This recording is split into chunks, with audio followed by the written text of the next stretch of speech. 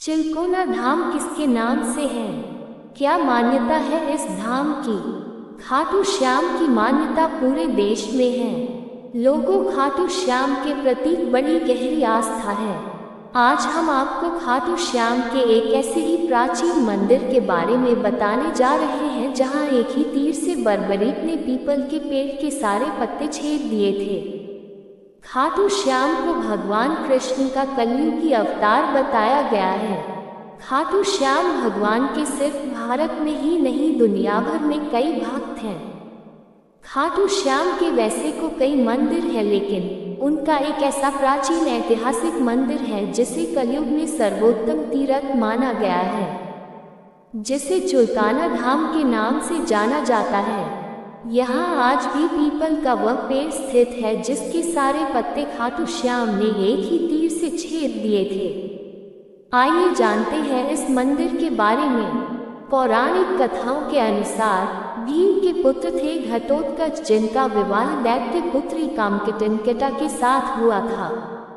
उनके पुत्र हुआ जिसका नाम बर्बरीक रखा था।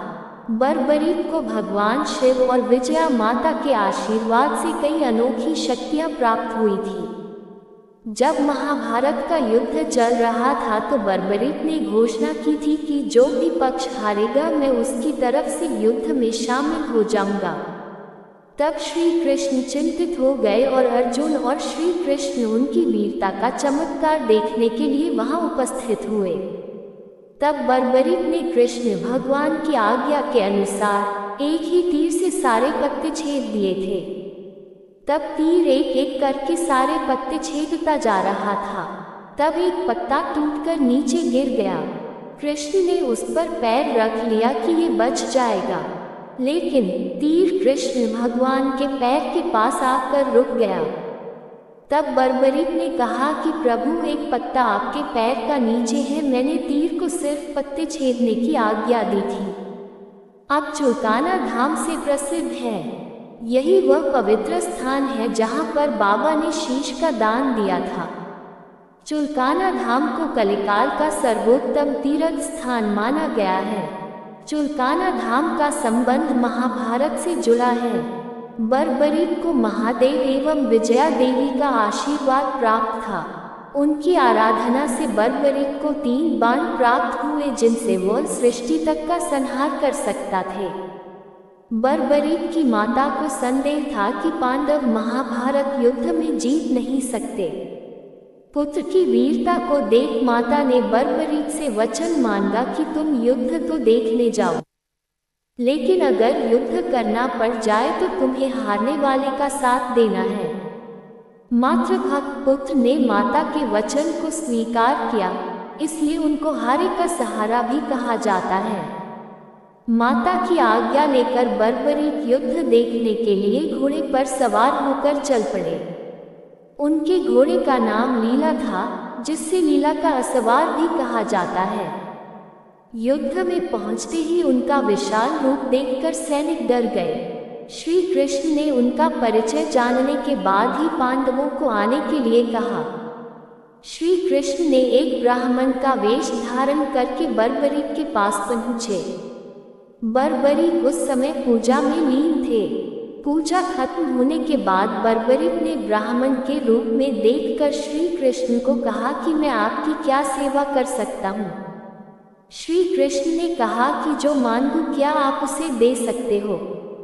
बर्बरीक ने कहा कि मेरे पास देने के लिए कुछ नहीं है, पर फिर भी आपकी दृष्टि में कुछ है तो मैं देने के लिए तैयार हूँ। श्री कृष्ण ने शीश का दान मांगा। बर्बरीक ने कहा कि मैं शीश दान दूंगा, लेकिन एक ब्राह्मण कभी शीश दान नहीं मानता। आप सच बताइए कौन हो? श्री कृष्ण अपने वास्तविक रूप में प्रकट हुए तो उन्होंने पूछा कि आपने ऐसा क्यों किया। तब श्री कृष्ण ने कहा कि इस युद्ध की सफलता के लिए किसी महाबली की बलि चाहिए। धरती पर 3 वीर महाबली हैं, मैं, अर्जुन और तीसरे तुम हो, क्योंकि तुम पांडव कुल से हो।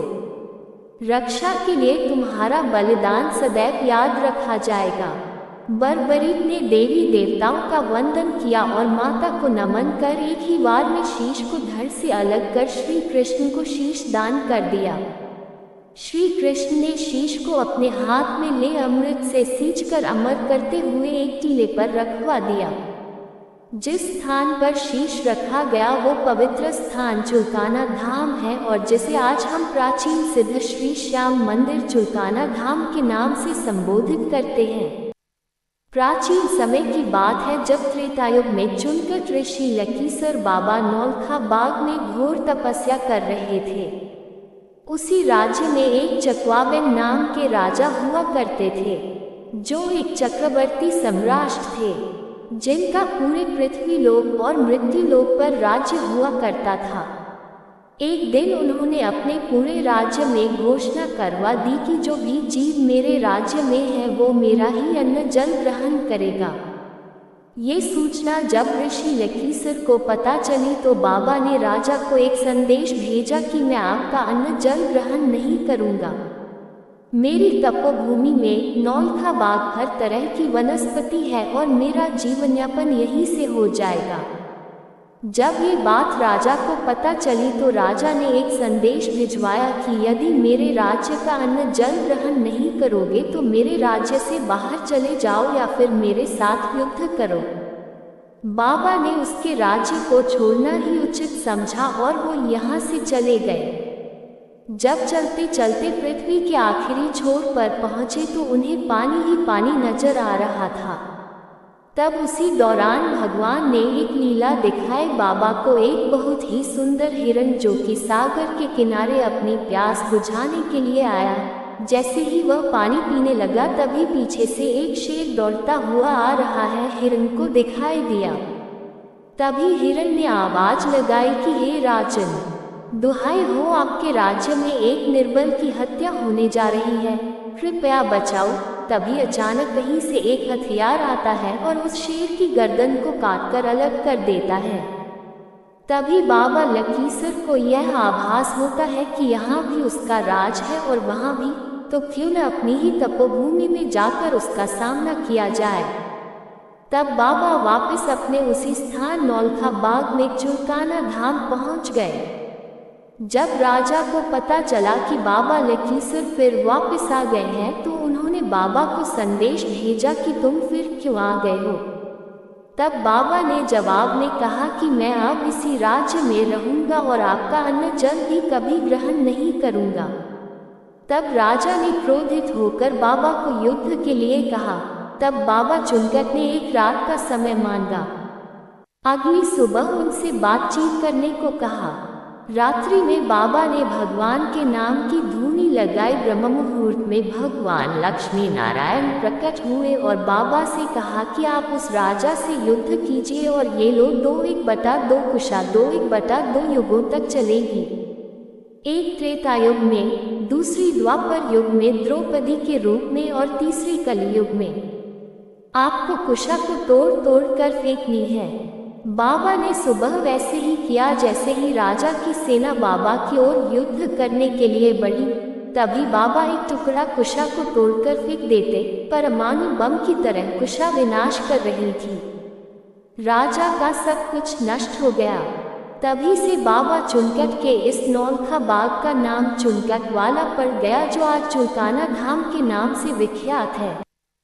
जानकारी कैसी लगी कमेंट करके अवश्य बताएं। नई कथाओं के लिए वीडियो को लाइक और चैनल सब्सक्राइब अवश्य करें। धन्यवाद। राधे राधे।